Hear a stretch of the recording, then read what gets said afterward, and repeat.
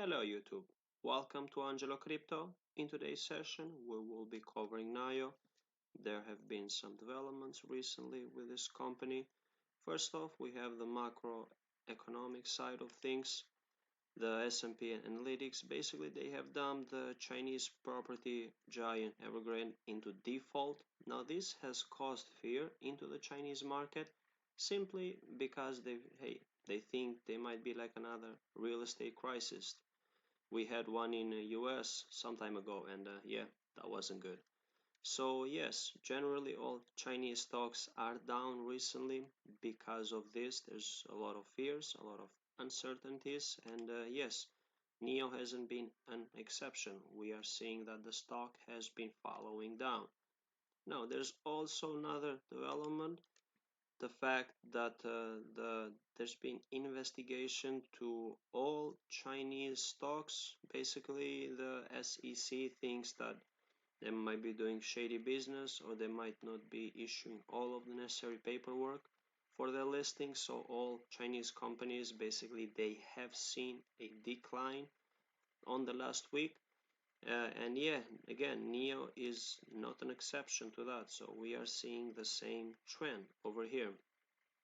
But there's the good stuff. There's the good stuff. Today, on December 18, we have NIO Day. So basically, it's an investors meeting. They are going to present their projects. And look at that. They have introduced a new car, the sedan ET5. I mean, it just looks beautiful. Like, wait until you see the internals of it. Oh my God, that is beautiful. So yeah, that might be something positive. That definitely might bring some attention on Monday when the markets open. We don't know all of the details about what's going to happen at the NIO day, but it surely looks promising. Now, going into the stock and the analysis of it, we need to point out some details. In the short term, as of right now, we are sitting at the lowest price here. We are at $28 per share. We haven't hit that in a long time. So yeah, technically that as of right now it's a bargain. Looking at the indicators, the stochastic MACD, it is telling us that as of right now we are at oversold positions. The stock is cheap. Looking at the ease of movement, we are getting the same indication that we are sitting at really cheap prices. And looking at the balance of power market to analyze the strength of the bulls and the bears, we see an interesting detail over here. Now, looking since December 7, 8, now we started this decline trend. Well, we are seeing that the power of the bears is being reduced. So we actually are seeing a uptrend when it comes to the lines over here. So that means that their power it is slowly decreasing, and that's kind of gives a signal that, well, in a declining trend, we ideally should see the power of the bears increasing, getting more hold of the market. But this is suggesting a divergence. The direction of the trend is not following the direction of the indicator. And considering the fact that as of right now, we are well at the lowest price that we have seen for this stock, this actually looks like a good buying opportunity.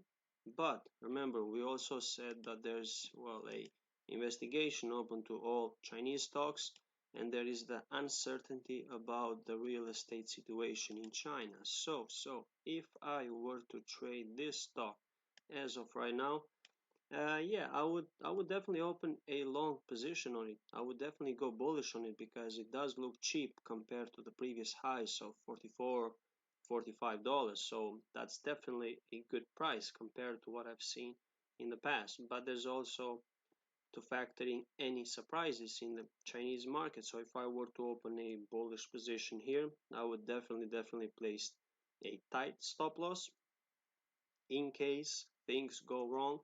The stock will tank hard. I mean, if we see a real estate crisis in China, everything will be affected. So NIO is not going to be an exception to it.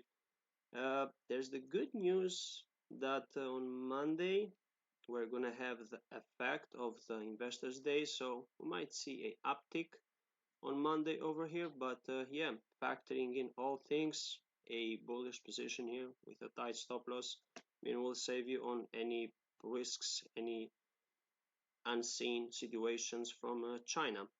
Now, looking at the long-term side of things, looking at the revenue, well, yearly we are seeing an increase in revenue, and the earnings, well, the company is closer and closer to reach the point to break even. They still haven't reached that point, but they look promising because they have started delivering the cars in Norway. They are selling in China, and yes, so basically the company has a good business model. The company looks promising. The cars that they are making, well, I don't know about you guys, but I think that's beautiful. That is a nice car. So yeah, long term, definitely bullish on them, but the uncertainties of the current Chinese market and the SEC investigation, yeah, they are scary. So again, same situation, a long position with a tight stop loss on this area would be the way to go. So this way we'll limit ourselves and protect from any surprises. Alright, that was for today's session, guys. Thank you for following Angelo Crypto, and don't forget to subscribe. See you on the next video.